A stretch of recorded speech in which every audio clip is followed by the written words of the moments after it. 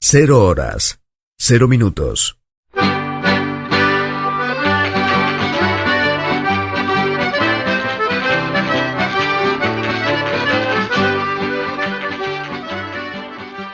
ABC, órgano de difusión de la Asociación Benéfica y Cultural del Partido de Corcubión.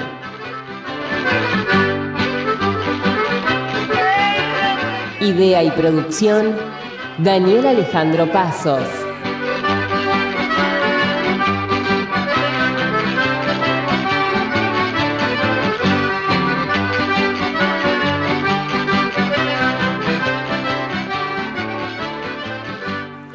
Producción general, ABC del Partido de Corcubión. Buenos Aires, Argentina.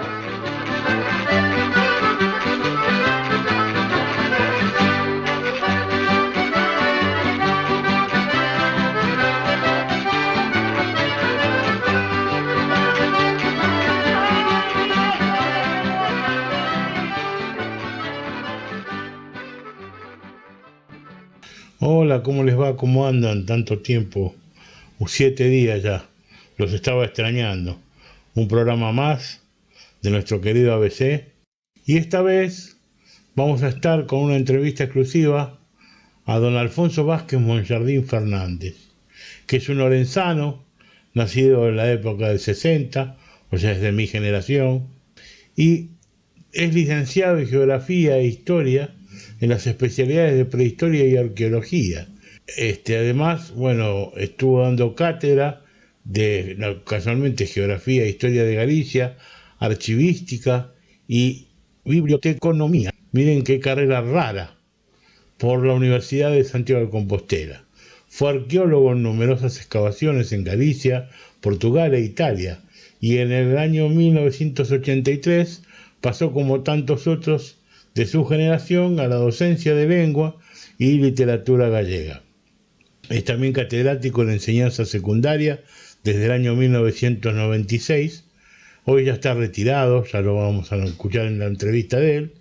Y además fue profesor visitante de su materia, que es el gallego, sí, específicamente en distintos centros gallegos de todo el mundo, porque estuvo dando clases acá en la Argentina, estuvo dando clases en Brasil, estuvo dando clases en Chile, y actualmente ya está retirado, pero por más que esté retirado, fue uno de los colaboradores especialmente para el Correo Gallego, con respecto a distintos artículos, y además hoy actualmente sigue escribiendo todavía para la región. Pero quizás el trabajo más importante, desde mi punto de vista por supuesto, fue el que hizo para el Archivo Sonoro de Galicia en el seno del Consejo de la Cultura Gallega, que estuvo ahí durante 13 años como colaborador de trabajo especialmente, y mandó desde Buenos Aires, desde muchos lugares del mundo, distintas voces de los grandes personajes de la cultura y del quehacer de Galicia. Y ese trabajo, la verdad que hoy en día tenemos que agradecer sinceramente, porque gracias al trabajo de él podemos escuchar unas voces como la de Otero Pedrallo, la de Suárez Picayo, la de Blanco Amor, que ya la escuchamos nosotros en una grabación hace unos programas atrás, o mismo, inclusive la del mismo Castelao, que hoy vamos a pasar la voz de Castelao para que la escuchen después de la entrevista que tengamos con nuestro querido Monjardín. Así que los dejo con la entrevista. Acuérdense que va a haber música de por medio, cada 2x3. Hoy lo vamos a hacer un programa ameno y escúchenlo porque no tiene desperdicio todo lo que nos cuenta. Ahí vamos. Un beso grande. ABC. Buenos días, buenas tardes, buenas noches. ¿Cómo les va? ¿Cómo andan? Aquí de vuelta en el programa de radio. Y la verdad que hoy tengo el honor, el grandísimo honor, de estar con uno de los personajes de la literatura, de la arqueología, de la historia de España, porque no solamente de Galicia, sino de España, más importantes que tiene la península ibérica, que es el señor Alfonso Monjardín. Así que, Alfonso, ¿cómo te va? ¿Cómo andas? Pois, a verdade, un pouco sorprendido con esta presentación tan excesiva. Eu son un traballador máis do mundo da cultura que arriba o ombro, e a quen lle molesta que Facenda lle chame sujeto pasivo, por eso sempre estou tratando de facer cousas.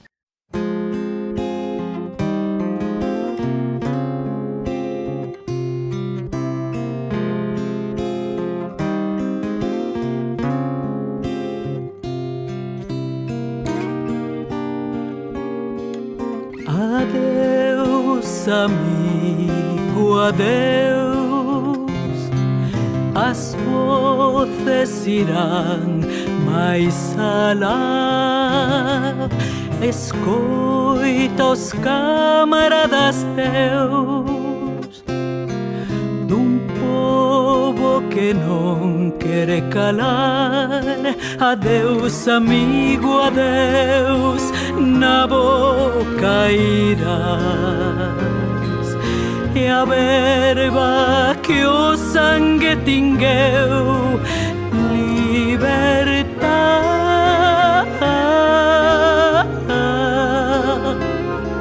libertad.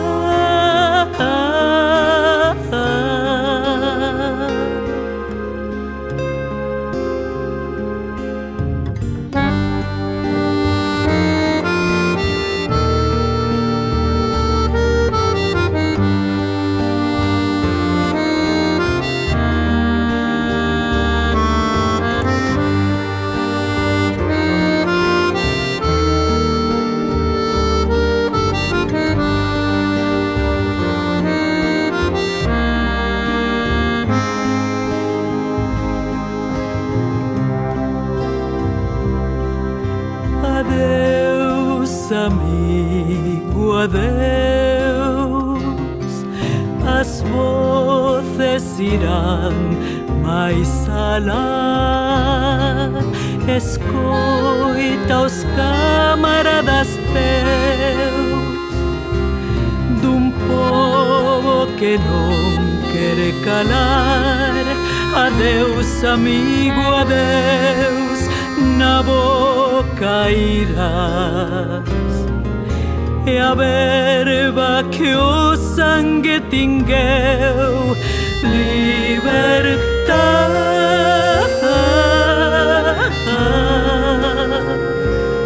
libertad,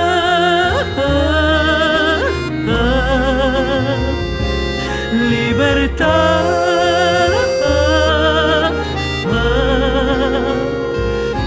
libertad.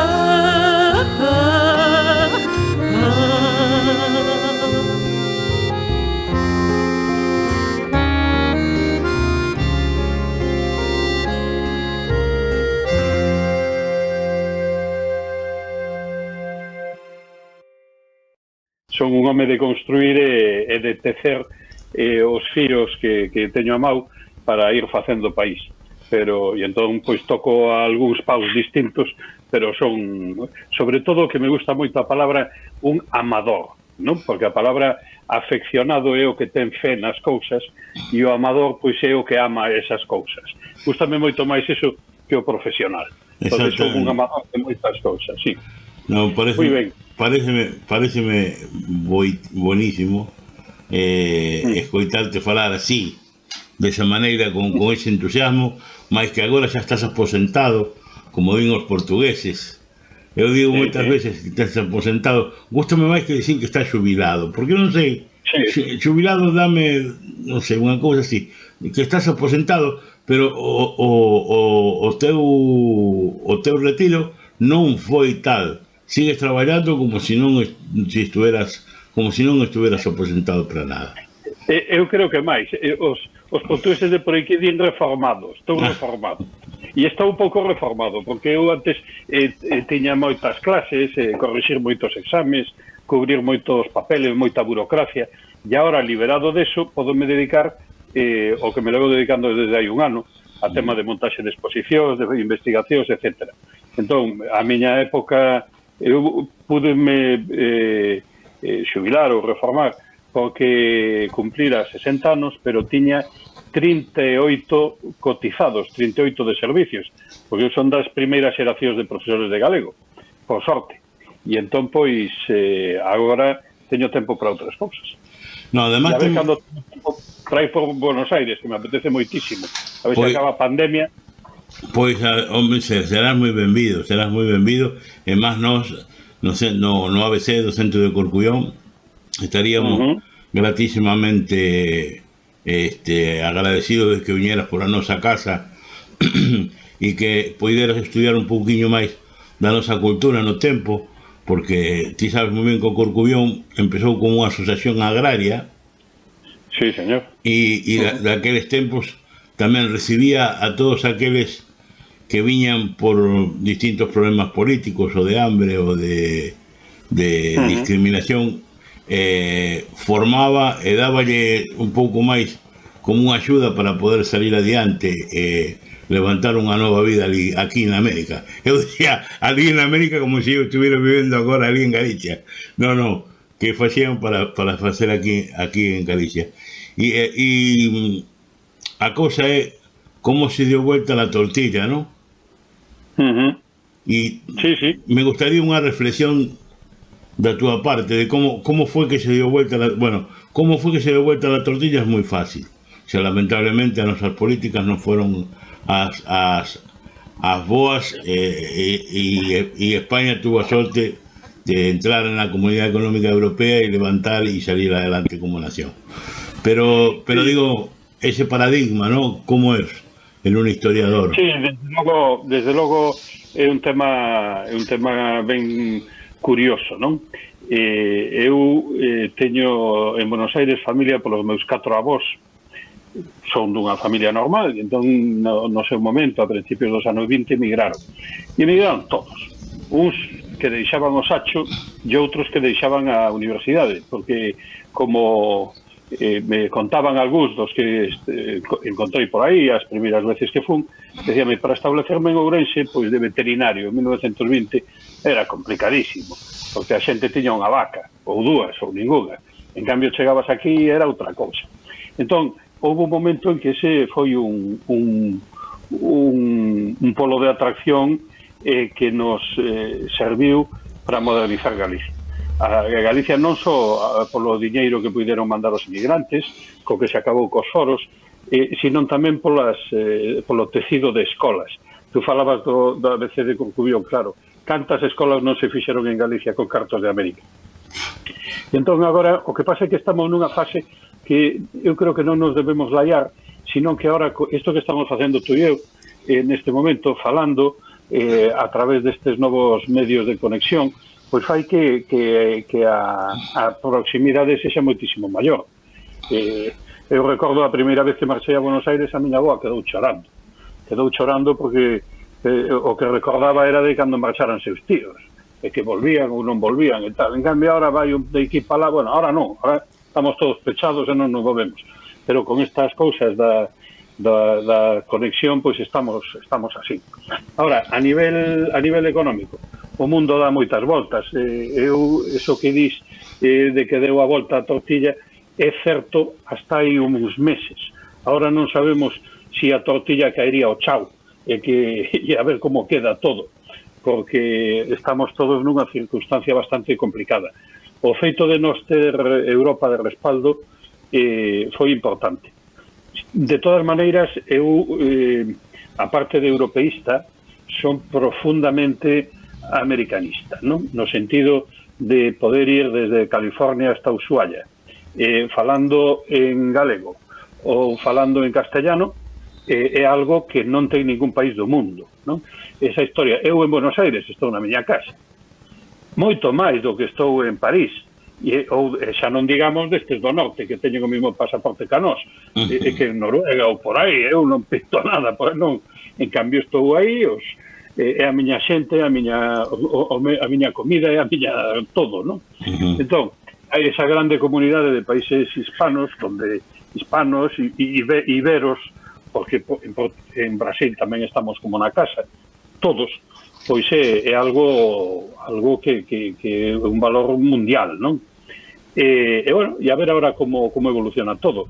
Eu creo que nestes momentos temos o problema da pandemia, pero isto creo que nos vai facer a todos un pouco máis responsables, creo. Non sei, sería bo que nos fixese todos un pouco máis responsables políticamente, culturalmente, etcétera. Porque a situación é fastidiada, sí. E podo agregar tamén que van a facer un poquinho máis humanos. Sería bo que nos fixesen máis humanos estes problemas, inda que a historia non nos di exactamente que é así, pero bueno, porque sempre que hai unha situación de guerra ou de tensión e tal, sae o peor de cada un. Así es. Bueno, tamén é certo. Vamos a empezar un pouco ca entrevista en sí, desde su especialización arqueológica.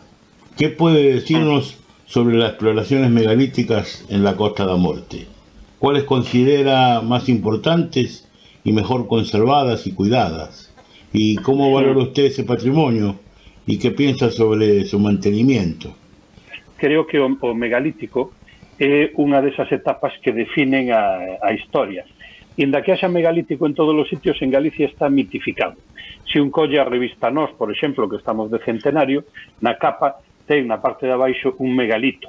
Aí con unha estrela dun amencer por detrás.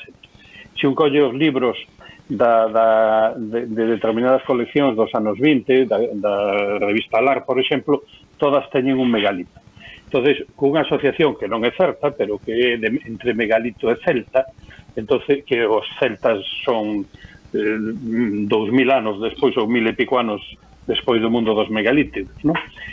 Pero está aí. E entonces eso en Galicia, o dolmen de Dombate, o dolmen de Axeitos, todos estes están moi no noso imaginario colectivo.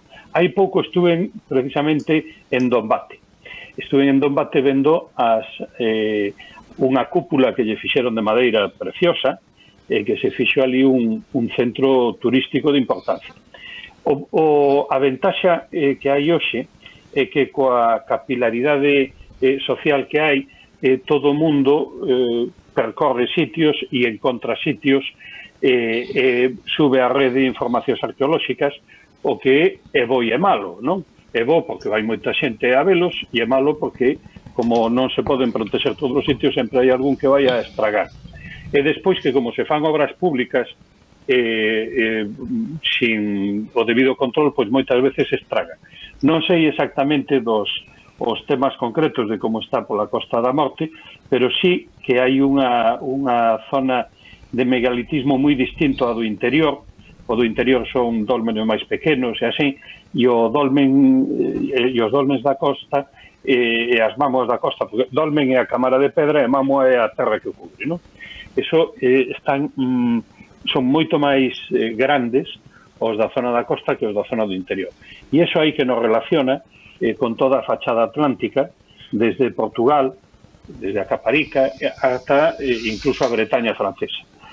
Algúns dos dibuxos que aparecen, eu recordo nas que traballei en Oirós, pois eran dibuxos de ondulados, serpentiformes, que se reproducen en todo o mundo megalítico, non?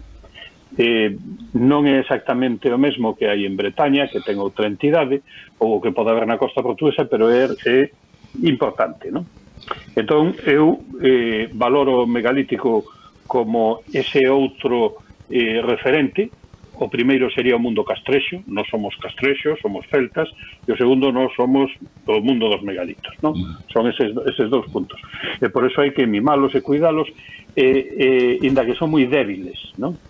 Tú sabes que houve nos séculos pasados a lenda de que había algo de ouro dentro. Posiblemente, en algún caso, pois houbera unha areixiña de nada, un botón, unha cousa, pero no imaginario colectivo tamén eso de haber ouro. Eu recordo na excavación na que estive en Oirós, apareceu dentro do túmulo, xunto con pedra e cachos de cerámica e tal, unha laminiña de ouro de recubrir un botón de oso. Esa laminiña de ouro debía de pesar a cuarta parte dun gramo. E nós estábamos gastando ali plata na excavación, en movimento de terras e tal, que claro, evidentemente non era o ouro que buscábamos.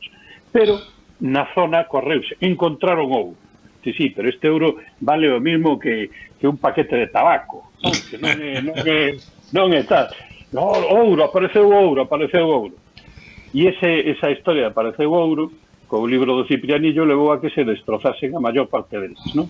E entonces, pois, bueno, de cando en vez aparece algún que está tal, que está sin destrozar moito, e hai moita xente que estudia arqueoloxía atraído polo tema do megalítico, que ten así un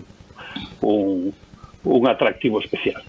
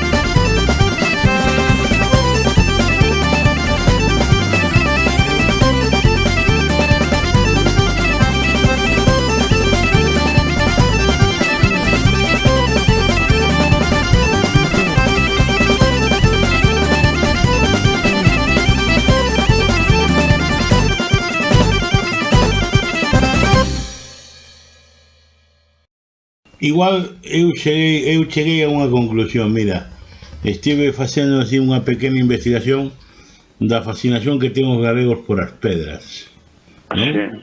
E, bueno, que venden de ali, ven metido no ADN dende aquela época, dende o megalítico, é así, porque, mira, se tú vas a cualquier pobo, especialmente ali na Costa da Morte, o primeiro que te van a ver, o sea, tes a pedra do Cadrís, a pedra do Home, a pedra de tal, a pedra de cual. Entonces, esa fascinación que hai pola pedra, que xa tiñan os celtas con os dólmenes e demás, ven de aí, o sea, está metida no ADN de Galicia, ¿no? Sí, eu vexo eso tamén moi claro, non? Aquí nós somos terra e somos pedra. É curioso porque unha casa de ladrillo aquí, parece que o que ten unha casa de ladrillo non ten casa. Unha casa ten que ser de pedra, non? Entonces, unha casa de pedra, pois é unha casa de granito, unha casa de pizarro, pero unha casa de pedra. Se non, queda así, a menos. E iso eu creo que forma parte dun tema de panteísmo primitivo, da adoración das árbores, da adoración das pedras. Xa o propio Martiño de Braga, no Corretione Rusticorum, que é un documento importantísimo do século V, onde se trata de indicarlle aos rústicos o bo camiño para o cristianismo, pois fala de que non se pode andar adorando as pedras e así. Pero é curioso como encima de moitas destas pedras hai un cruceiro, e entonces é unha forma de cristianizar un culto bello, non? E así, en Ourense estou pensando ahora aquí tamén nunha pedra grande que hai ao lado, que é o San Benitiño de Cova do Lobo, co típico rito de pasar un neno por debaixo dunha pedra para sacarlle o tarangaño e entonces que cure e esa axuda dese mundo das pedras para o benestar, non? E entonces, sí, pedra, auga, pero a pedra é importantísima. Bueno, falando das pedras, eu quería che preguntar se podías comentarle a noso público como é que se formaron os cruceiros. Non sei exactamente onde empezarán, pero é moi curioso porque ademais pode ser unha recorrencia dunha certa forma de ver o mundo dos povos atlánticos.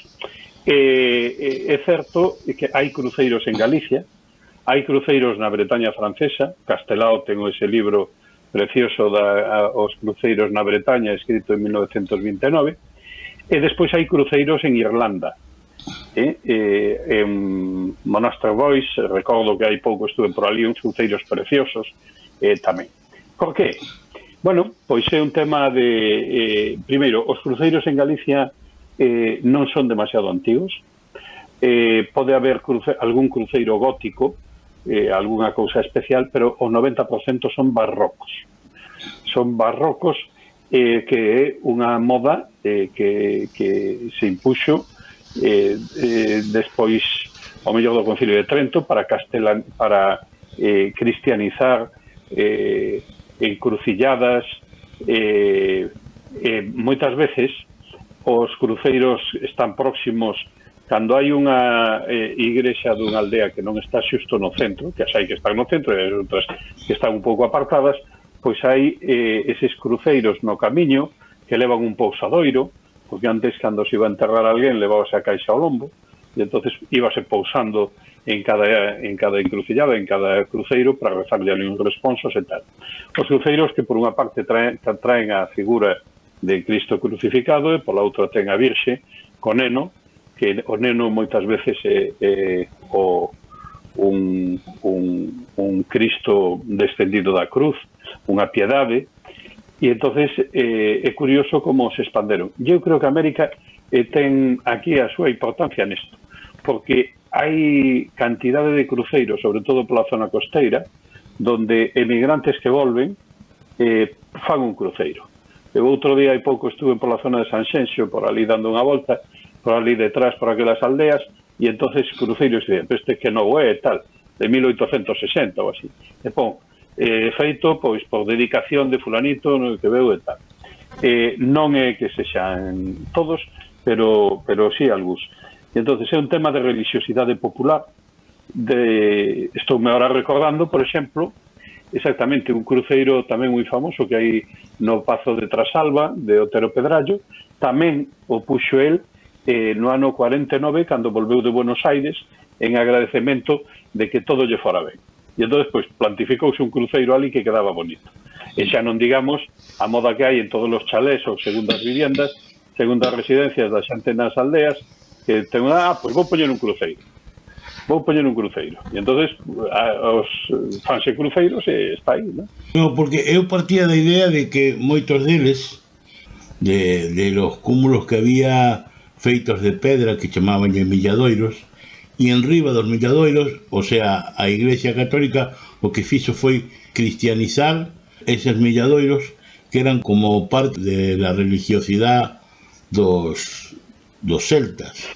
Non, máis que dos celtas, dos peregrinos a Santiago. O feito de cando villan os peregrinos, hai un par de milladoiros moi famosos por Pedrafita do Cebreiro, ao pasar por un sitio, botaban unha pedra como que estiven aquí.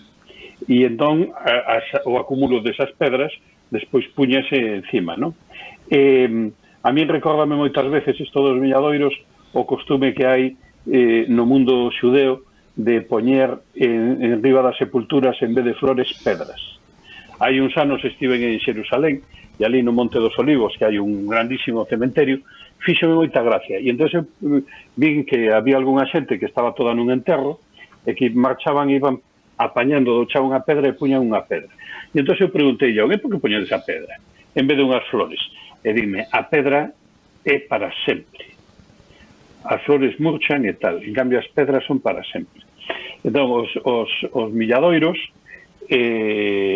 non sei se haberá algún milladoiro de tipo prehistórico, pero o normal é que os milladoiros teñan que ver co mundo das peregrinacións, non? E hai ademais unha disputa aí, porque hai o topónimo milladoiro parecido, que si ten que ver con miliarium, con 1000 pasos, con milla, como de andar, ou si ten que ver con millo, donde se producía millo, non? Como o millo é non o millo que veu de América, non? O maíz, sino o que nos chamamos agora millo miúdo, que era o mijo, non? O millo. Entón, hai algún milladoiro que ten o cruceiro encima. Hai un que é a Cruz de Ferro entrando en Galicia, que é un milladoiro que ten unha cruz de ferro, cousa rara, porque casi todos son de pedra, pero non creo que haxa unha conexión moi directa entre o mundo celta e os cruceiros, non? Mais alá de que efectivamente o tema dos camiños, da comunicación, que era unha das formas de aprendizaxe en Correctione Rusticorum, de aí que como nun momento en que non había médicos e non existía saúde pública, nin privada, nin nada, que facían cos enfermos no século V? Poñelos nos camiños, para que os camiñantes, si sabían algo, pois lle desen consello, non? E entonces aí en Correctione Rusticorum di que eso non se debe de facer. Entonces o camiño, a encrucillada, está sempre aí presente, sí. Bueno, vouche sacar da historia e vouche meter dentro da literatura. E dentro da literatura vouche facer unha pregunta especialmente dada para o que é a nosa soa, non? Que é tanto a de Fisterra como a da Terra de Soneira, que son especialmente as dúas comarcas que están dentro do partido judicial de Corcubión. De los grandes poetas y escritores de la Costa da Morte han sido homenajeados en el Día de las Letras Gallegas desde su primera edición. Eduardo Pondal, por ejemplo, que es de Ponteceso, o Gonzalo López Avente de Muxía. Muchos de nosotros, allí y aquí, estamos convencidos de que la obra literaria del poeta bayés Enrique Labarta Pose tiene un merecimiento para ser reconocido por la Academia. Se nota que desde hace varios años que se buscan autores contemporáneos para ser homenajeados. ¿Por qué cree usted que no se lo considera? Efectivamente, creo que ten razón neso de que hai unha tendencia a buscar autores próximos. Por qué? Pois non sei, o mellor por unha cuestión moi simple. Son autores que xa conocemos nós, por exemplo, Xela Arias, a que lle dedican este ano a que lle dedicarán o ano que ven o Día das Letras Galegas. No, este 21. Sí, este 21, sí. Xela, pois eu conocí moito a Xela. Eu tratei moito a Xela cando estaba de traductor e tal. Entón, o feito de que sexa próximo, pois facilita unha cousa que é un negocio editorial hoxe. Cando lle dedican a alguén o Día das Letras Galegas, enseguida hai biografías, hai libros de recordo, é máis fácil enganchar para os chavales un autor ou unha autora, neste caso, que ten un libro tan atrevido como Tigres de Papel, no que, a parte das poesías, pois é unha serie fotográfica dela desnuda, por un magnífico, polo seu home naquel momento, que era Xulio Xiz, un fotógrafo extraordinario, e entón fai unhas fotos artísticas moi bonitas, pero en xeral é que se escapa dos clásicos. E eu creo que isto está mal, porque os clásicos é mellor deixar un pouco de distancia. Un pouco de distancia co mundo contemporáneo. Por exemplo, non está Labarta Pose, pero é que tampouco se lle dedicou o Día das Letras Galegas a Sacoiarce, que foi o autor da primeira gramática galega. Como o autor da primeira gramática galega non se lle dedicou o Día das Letras Galegas? Labarta Pose, por suposto. Eu creo que é necesario que sexa. Hai o tema da xeración Nós, que puxo de moda nos últimos anos tamén reivindicar máis o papel dos intelectuales cosmopolitas. Os autores como Xavier Prado Lameiro, como Labarta Pose, que son máis populares. Labarta Pose, o problema é que tamén morre no ano 29, non? Me parece que no 29. Entonces queda un pouco afastado, porque despois chegan tempos moi movidos e convulsos. Eu creo que Labarta Pose, como eso, Xavier Prado Lameiro, como outros autores do tránsito do século XIX ou XX, sí que merecían máis atención. Mayo, mayo, entra de crego, non revolva o tempo xurando. Mayo, mayo da cruz da mariña, bótennos o mayo, señores caballeros. Si non teñen mayos, bótennos diñeiro. Aí ven o mayo pola calle do Sol, aí ven o mayo da roubar a Valledor. Mayo, mayo, entra de crego, non revolva o tempo xurando. Mayo, mayo da cruz da mariña, aí ven o mayo pola calle do medio, aí ven o mayo da roubar o velo velo, aí ven o mayo pola calle de baixo, aí ven o mayo da roubar o tira baixo.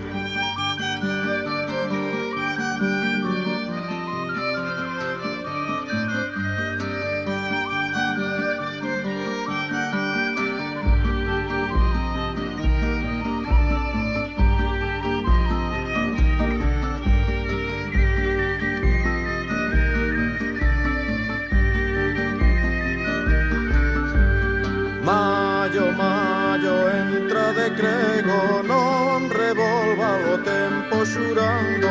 Mayo, mayo da cruz da mariña, aí ven o mayo por enriba das silveiras, aí ven o mayo da roubar as costureiras, aí ven o mayo pola calle de arriba, aí ven o mayo da roubar a maravilla.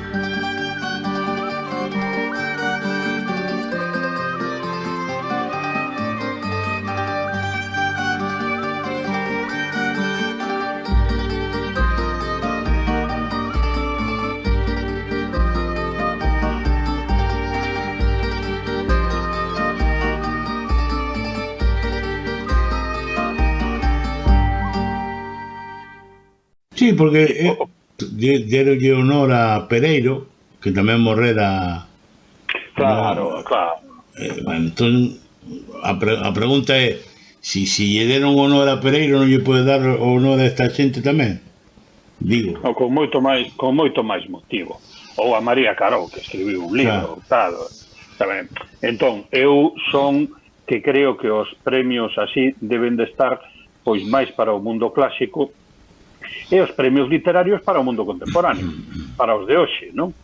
Pero bueno, eso son cousas da academia. De todas maneiras, o importante é que se estudie a obra del e que se difunda ali donde ten máis sentido e máis proximidade, non? En toda a zona da Costa da Morte, porque no fondo tamén funcionamos en base local tamén, non? E entón, pois hai que potenciarlo. Así es, ali temos un aliado moi importante, que é un colega teu que chamase Xosé María Lema, que amigo tamén ademais, que, bueno, está traballando moito por esta laboura, máis alá das súas batallas personales, como a defensa dos penedos de Pasarela e Traba, non? Que está ali a defender deles, porque hai unha empresa que quere poñer desos ventiladores gigantes ali e mataría toda... De 200 metros, 2 veces máis alto que as torres da Catedral de Santiago. Parece un disparate, pero claro, o mundo é moi complicado, porque primeiro dixemos nada de enerxías fósiles, queremos enerxías limpas, eólicas e tal, e despois agora poñenos enerxías limpas, pero non por eso hai que tragar, hai que decir limpas, por suposto, pero donde sexa adecuado, e non desde logo aí, non? No norte de Europa, entre Suecia, Dinamarca, Escocia, hai grandísimas extensións de parques eólicos no mar, non? No mar, postos, ali non molestan a ninguén, non? Pero bueno, non sei, tamén algúns montes pode que se podan poñer, por suposto, pero o diseño de encher todo destas megaconstruccións parece un pouco terrorífico. Bueno, vouche meter un pouco no teu métier e gustaríame que me falaras daquel traballo que fixeches xa fai moitos anos, que gracias a ti e teu recoñecemento empezaches a facer unha recolleita antropológica moi importante, que son as voces dos nosos levanceiros, dos nosos vieiros, e gustaríame moito que me falaras un pouco daquela época e como foi a primeira vez. Digo yo porque pasoume a min, non? Cando escoitei por primeira vez a voz de Castelao, a mí reempuxáronme os pelos que tiña aquí no brazo, non? Tiña, nos chamámoslle aquí a carne de galiña, non? Puxéronme así, claro. Porque escoitar a voz de Castelao para min era, bueno, unha cousa... Todo eso foi un regalo que lle fixo a emigración a Galicia continental. Se nos poñemos nos anos 40, nos anos 50 e inicios dos 60, o desenvolvemento, como comentábamos antes, tecnolóxico de América iba moitísimo por diante do de Galicia. En Galicia nunca hubo fonógrafos a nivel popular, como algúns, eu recordo cando paseaba por San Telmo os domingos pola mañán, que os vendían a rangalleira ali nos anos finales dos 70, principios dos 90. Entón aquí ninguén tiña un aparato de grabación e era casi imposible. Entro directamente. Ben, eu creo que o tema das voces dos antepasados, tanto que sexan unhas figuras tan destacadas como Otero Pedrallo, Castelao ou estes, ou que sexan as voces dos nosos avós ou dos nosos bisavós, é algo moi trascendental para nós. E en Galicia temos a sorte de que estas voces nos viñeron de América, e viñeron polo traballo que pudemos facer aí nos comenzos dos 90, cos fondos que tiñan tanto particulares. Estou pensando en Pampillón, un home da radio, de aí que Enrique o fillo nos proporcionara. Estou pensando en Cloti Tacholas, que tiña Cloti Iglesias, que tiña cousas do pai e deles. Estou pensando en Pepe Castro en Montevideo. Estou pensando no Centro Galicia, no Centro Galego, na Federación, en algunha outra sociedade particular que había por aí. O caso é que en Galicia nesa época, neses anos, non había posibilidades de ter cassettes, nin radiocassettes, nin nada, aparte de que non había liberdade do tema de conferencias, etc. Entonces, as que encontramos e aí trouxemos a Galicia, as copiamos e as devolvemos no Centro Galego, no Instituto Argentino de Cultura Galega, ali nunha estantería do fondo había unha copia en cassette de todo o que trouxemos, e agora en Galicia estánse subindo a rede, estánse subindo a YouTube. Leva eso un proxecto o das voces cultas por un lado e o das voces populares por outro. O das voces cultas está levando o Consello da Cultura Galega, que era quen montaba o arquivo sonoro con quen eu traballaba naquele momento, o arquivo sonoro de Galicia, e está hoxe ubicado físicamente en Gallás, na Cidade da Cultura, no espacio da biblioteca. Entonces ali dentro dos seus armarios, dos seus compactos, están esa obra de voces que foron recollidas en cintas magnetofónicas anchas, en cassettes, de moito en discos. Aí había unha colección de discos interesante na Casa de Galicia. Segundo Pampillón tiña tamén algunhas cousas grabadas en disco. Unha conferencia, por exemplo, de Otero Pedrallo do ano 48, 49 estaba grabada en disco. Cloti Tacholas pasounos o disco original coa voz de Castelao. Esa que empeza, apenas separado de vosotros por un tabique, é a única que está grabada. Bueno, ahora apareceu outra en Galicia, parece. E entonces, o que é curioso é a maravilla que é compartir. Porque nunha das viaxes que fixo a Galicia Rodolfo Prada, trouxo unha serie de copias que fixera desde o original de Tacholas. E despois Tacholas nunha das súas viaxes tamén trouxo e repartiunas. E cando Cloti me ensinou o original estaba grabado no fonopostal. Aí estaba aí o fonopostal eran uns discos blandos de papel recubertos cunha capa de cera que se gravaban no momento e que se mandaban por correo aí nos anos 40 para que os de aquí puidesen escoitar a voz. Pero eses discos tiñan moi mala bellez, porque eran uns discos pensados como un ben así para que durasen uns meses e nada máis. E entonces é curioso porque hoxe ese disco que está o original na Cidade da Cultura non se pode escoitar, porque está desfeito, está todo craquelado a superficie e entonces a agulla xa non seguiría os xurcos. Pero por que o temos? Por que conservamos esa voz? Porque no seu momento se copiou a cassettes e se difundiu. E entonces Otero non é a música é a música, non é hai un original que sexa como se pensásemos nun cadro dun pintor, non? Unha cousa é o directo, claro que ten ese valor, pero unha vez que está editado tanto dá unha copia como outra, porque o importante é o documento e non o soporte. E a música é a música, e a voz é a voz, e que estea grabado nunha cassette, nun pendrive ou no que sexa, eso é casi irrelevante, non?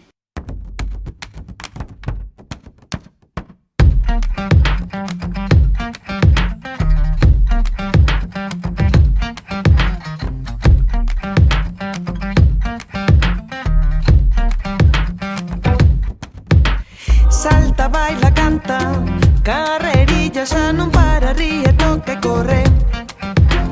Sopla e xa está, non pasa nada, Cacolé sempre acompaña pra facelo ben.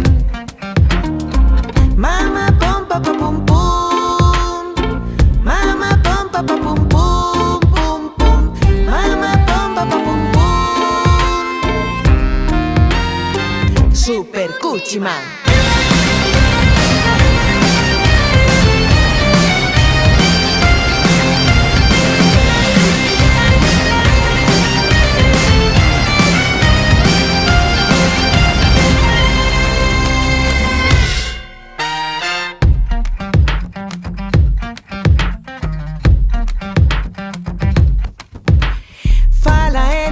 Sempre alegría de vivir, non se aplanta e mudo. Xuntas mans para dormir e pensar cousas bonitas para soñar feliz.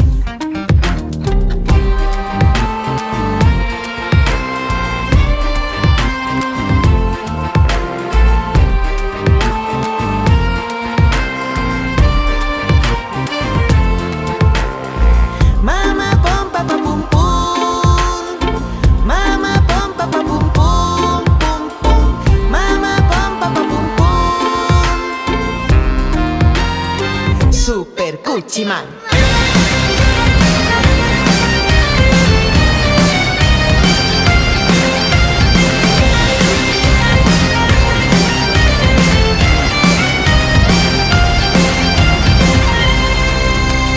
Pinta, cociña e xoga con inventos na cabeza. Ama berre, conta, bica, abraza e pelexa. Pon os guantes, dallo saco, sempre forte, nunca baixo. Frega os pratos, barra a casa, sempre con traballo.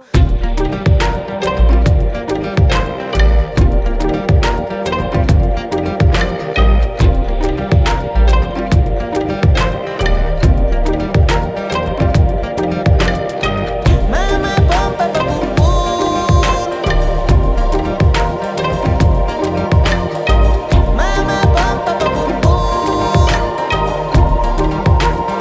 Super Cuchiman.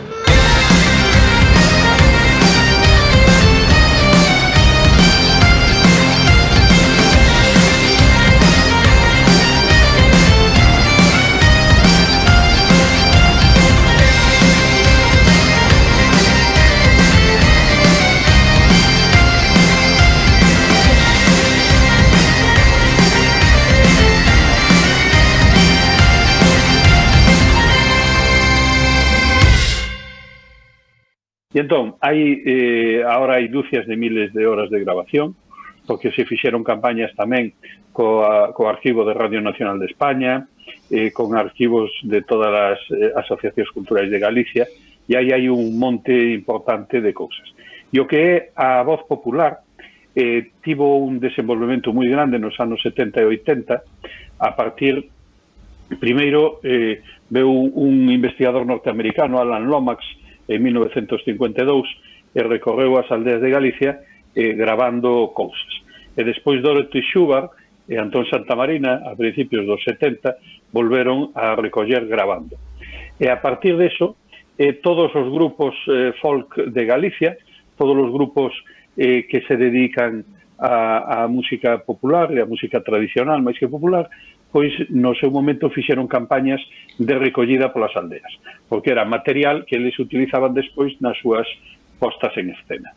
E era, recollían tanto música como instrumentos, como letras, etc. E entón, casi cada agrupación musical tiña un pequeno arquivo. Eses arquivos moitos están confluindo no Museo do Pobo Galego, porque é a cabeceira do Museo Etnográfico de Galicia. En Santiago no arquivo sonoro tamén hai algo. E o caso é que coas novas tecnoloxías agora é moi fácil gravar, porque quen teña un celular xa o pon para gravar e pode gravar os avós contándolle algo. Pero o problema é que os avós xa morreron, os avós que sabían cousas, aqueles que se educaron antes da televisión e dos medios de comunicación cada vez quedan menos. Bueno, eu agradezcoche moito a cátedra que nos diches a moitos de nós sobre a cultura galega. A verdad que eu teño orgullo de ter a posibilidade de poder falar contigo, ou como falei con Xosé María Lema, que son grandes... Cando queiras, tú chama cando queiras. Tá, eu agradezcoche moito. Termino con isto. Vouche facer dos últimas preguntas, pero fainas cortiñas, que non hai problema, non. Vale. A primeira é, cando levaron o cuadro de Castelao con a morte de Bóveda a Galicia, e que verdadeiramente eu temblei, porque eu dixe, ese cuadro non vai voltar, vai quedar alá. E a verdadeira pregunta é, hubo moita xente que estuvo tentada de que ese cuadro quedara aí en Galicia? Houve algunha xente que o pediu, está claro, pero houve moita outra xente como a min, que na prensa dixemos, pero estamos tolos, como vamos a sacalo dunha provincia para que vaya a outra? Como vamos a sacar da Galicia donde o creo para que veña para aquí? Temos que agradecerlle que o conserven, que nos lo deixen pasear por aquí e que volva para lá. O que quedara aquí era un disparate. E entón, pero non foi tanta xente, houve un par de iniciativas por aí, dado que está aquí tal, pero vamos, pouca xente. Bueno, e por último, a ver, luxista ou normativo? Ti sabes o que estou a falar? Sí. Eu creo que o portugués nos ten que botar unha mau na restauración do galego, pero non nos pode botar unha mau polo pescozo, porque nos afoga. Entendo. Foi a pregunta mellor respondida máis sintética que vin na miña vida. Bueno, moitas gracias, Alfonso. Mándote unha aperta moi grande, cuida da miña terra, ti que podes vivir en ela, cuida moito dela e cuida de toda a miña terra de aí. Exactamente. Os galegos da CO mandámosles moitos saludos aos galegos da LO e agradecoche moito o teu traballo, Alfonso. Nada, por favor, a vosa disposición, xa sabedes, cando que irades calquera cousa, avisademe antes ou que prepare un tema ou que sexa, e así facemos, en vez de esta historia pola miña parte tan deslavazada hoxe. Moi agradecido, Daniel, unha aperta grandísima para todos os ouvintes deste programa. Xa cando termina a pandemia, vamos te pedir unha colaboración por aí en algún artículo para a nosa revista Alborada no ABC do Partido de Corcubión. E inda que non acabe a pandemia. Si queres, mando vos unha cousa. Eu, mira, escribo 5 artigos a semana na prensa. Si tú entras en La Región, teño unha sección de lingua que se chama Volvoretiñas, que dura a lectura de cada unha menos dun minuto, e entonces é unha cousa sempre, debo de levar 200 escritos ou así, e entonces son sobre temas así que che poden ser útiles. Agradezcoche moito, Alfonso. Venga. Un abrazo grande, Hasta luego. Venga, igualmente. Chao. Chao.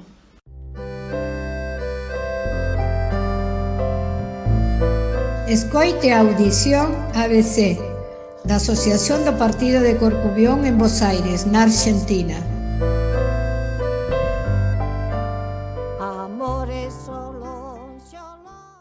Muy bien, y como lo prometido es deuda, vamos a pasar un documento único que es la voz de don Daniel Alfonso Rodríguez Castelao. Lo preparé de una manera como para que tenga un simbolismo más importante dentro de lo que es nuestra cultura, y espero que les guste.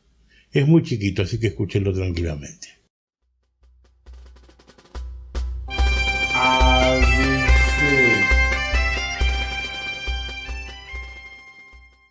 Voy a presentar ante ustedes un documento único que nos muestra la voz del más grande político que tuvo nuestra nación gallega, que fue don Daniel Alfonso Rodríguez Castelao. En este documento que muestra su capacidad verborrágica y describe su faceta artística delineada y marcada por su galleguismo. O sea que conoceremos al Castelao artístico y qué sentía Daniel Alfonso Rodríguez Castelao al realizar sus obras. Los dejo con este documento y espero que sepan apreciar un poco de nuestra reciente historia como nación y del presente que se fija casualmente en el pasado de la historia de nuestro país, de Galicia.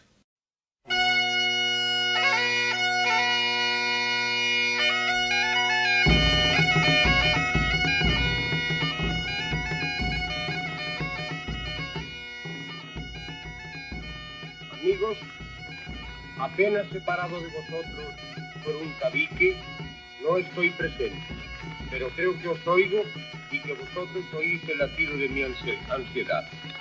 Ya sé que las creaciones del espíritu no se adaptan a las fronteras de la nación y que las obras de arte vuelan como los pájaros por encima de las fronteras. El arte no cabe dentro de los linderos políticos y por lo tanto mi obra pudiera ser universal, pero a condición de que sea una verdadera obra de arte. Que eso no lo podemos decir nosotros, sino los que vengan después y acaten nuestro veredicto. Ahora bien, no hay obra de arte capaz de resistir el juicio del tiempo que no lleve el puño de una nacionalidad. Y por extenso que sea su imperio, jamás pierde el aroma de la tierra y del momento en que fue creado. Así esta obra mía no pasa de ser un simple experimento artístico, pero aunque mereciese ser traducida a todas las lenguas del mundo, jamás dejaría de ser una obra de arte gallega, porque está hecha con zumo de tierra y miel de tradición gallega, y fue imaginada para regalía del pueblo gallego, que si no alcanzó su destino verdadero, se presentó por primera vez ante una colectividad de muchos miles de gallegos y se entrega por segunda vez a la emoción de los gallegos de Montevideo y de nuestros hermanos uruguayos. ABC. Bueno, esto fue todo por hoy. Les mando un abrazo y hasta la semana que viene.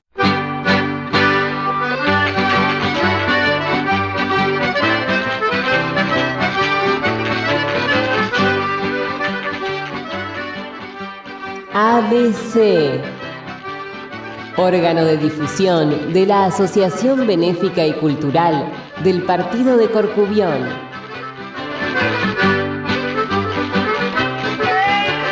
Idea y producción, Daniel Alejandro Pasos.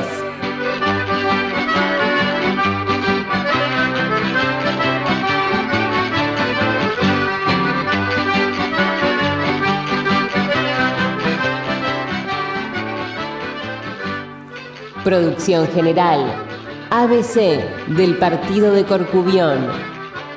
Buenos Aires, Argentina.